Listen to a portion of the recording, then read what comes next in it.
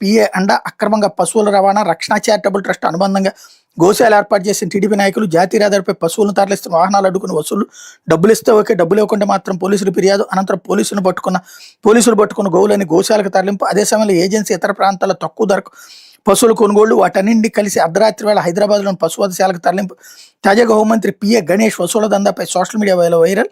తప్పనిసరి పరిస్థితుల్లో విచారణకు ఆదేశించిన మంత్రి అనిత అన్నటువంటి వార్తని హైలైట్ చేశారు.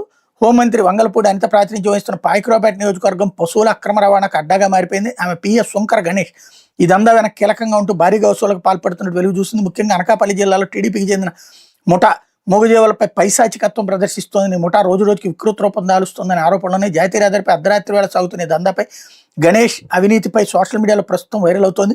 గణేష్పై 2022లో కాకినాడ జిల్లా ప్రతిపాడు పోలీస్ స్టేషన్లో ఎఫ్ఐఆర్ కూడా నమోదు చేశారు. తప్పనిసరి పరిస్థితుల్లో హోంమంత్రి అంతా స్పందిస్తూ పిఏ గణేష్పై విచారణ చేపట్టి నివేదిక అందజేయాలని ఆదేశించారు. అయితే ఏ స్టేషన్ పోలీసులు విచారణ చేస్తున్నారో తెలియడం లేదు.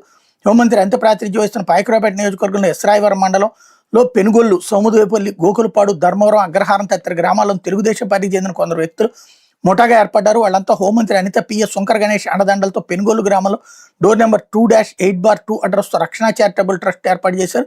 దానికి అనుబంధంగా విజయవాడలో గల ఏపీ యానిమల్ వెల్ఫేర్ బోర్డు ద్వారా అక్రమ మార్గంలో రికగ్నైజేషన్ సర్టిఫికేట్ పొంది గోశాలను ఏర్పాటు చేశారు. అప్పటి నుంచి జాతీయ రహదారిలో గోవులను అక్రమ రవాణా చేస్తున్న వాహనాలు అడ్డుకుని వసూలకు పాల్పడేవారు. డబ్బులు ఇవ్వకుండా ఆ వాహనాలు పోలీసులకు అప్పగించేలా చేసి అక్కడి నుంచి ఆ వాహనాల్లోని పశువులు తమ చారిటబుల్ ట్రస్ట్ నిర్వహిస్తున్న గోశాలకు తరలించుకునేవారు. అదే సమయంలో ఏజెన్సీలోని పాడేరు, అరకు ప్రాంతాల్లో తక్కువ ధరకే పశువులు కొనుగోలు చేసేవాళ్ళు.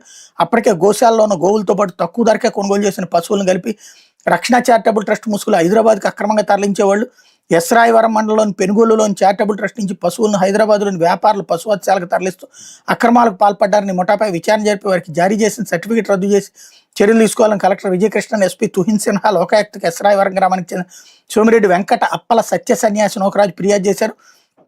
ముఠా సభ్యులను వారికి సహకరిస్తున్న వారి వివరాలు చేర్చి గత ఏడాది ఆగస్టులో చర్యలు తీసుకోమని కోరిన పోలీసులు కేసు నమోదు చేయకపోవడం విశేషం. అనంతరం కలెక్టర్ విజయకృష్ణ ఆదేశాల మేరకు రక్షణ చారిటబుల్ ట్రస్ట్ మాత్రం రద్దు చేశారన్నటువంటి వార్తని హైలైట్ చేశారు. లేకపోతే ఆంధ్రజ్యోతి